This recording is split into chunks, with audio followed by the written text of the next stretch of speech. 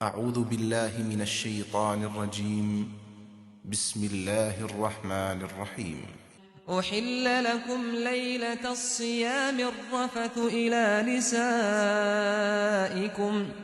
هن لباس لكم وأنتم لباس لهن علم الله أنكم كنتم تختانون أنفسكم فتاب عليكم وعفى عنكم فالآن باشروهن وابتغوا ما كتب الله لكم وكلوا واشربوا حتى يتبين لكم الخيط الأبيض من الخيط الأسود من الفجر ثم أتموا الصيام إلى الليل ولا تباشروهن وأنتم عاكفون في المساجد تلك حدود الله فلا تقربوها كذلك يبين الله آياته للناس لعلهم يتقون۔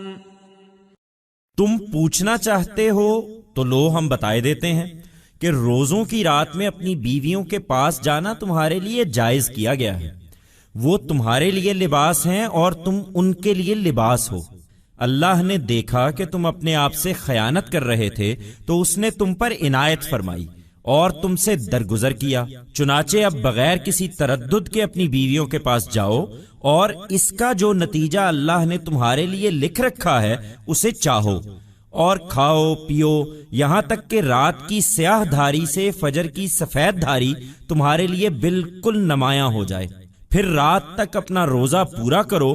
اور ہاں، تم مسجدوں میں اعتکاف بیٹھے ہو تو رات کو بھی بیویوں کے پاس نہ جانا، یہ اللہ کی مقرر کی ہوئی حدیں ہیں، سو ان کے قریب نہ جاؤ۔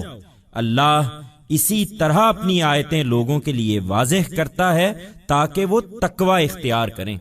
Since you want to ask this, let me answer that, it has been made lawful for you to go to your wives in the nights of the fast, they are a garment to you and you are a garment to them.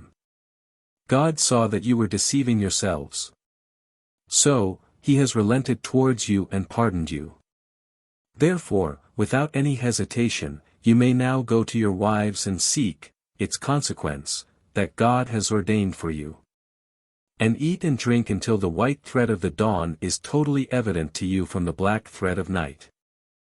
Then complete the fast until nightfall and bear in mind that if you are stationed for etikaf in the mosques, do not go to your wives even at night. These are the bounds set by God, so do not go near them. In this manner, God explains His revelations to people so that they may attain piety.